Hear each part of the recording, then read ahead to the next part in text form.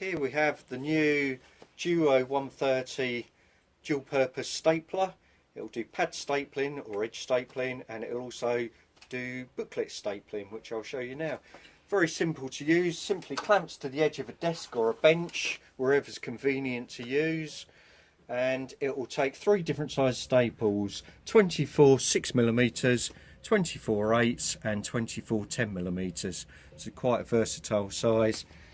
Simple side lay, registration, pull out so you can get the register right. Simple backstop that slides in and out for doing edge stapling. So I'll just do two staples for you here.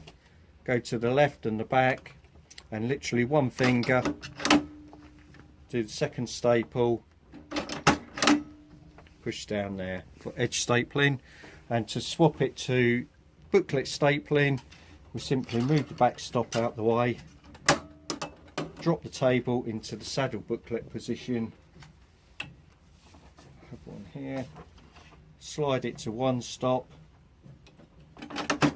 first staple, slide it along, hold the booklet down, second staple. Oops. We have a stapled booklet.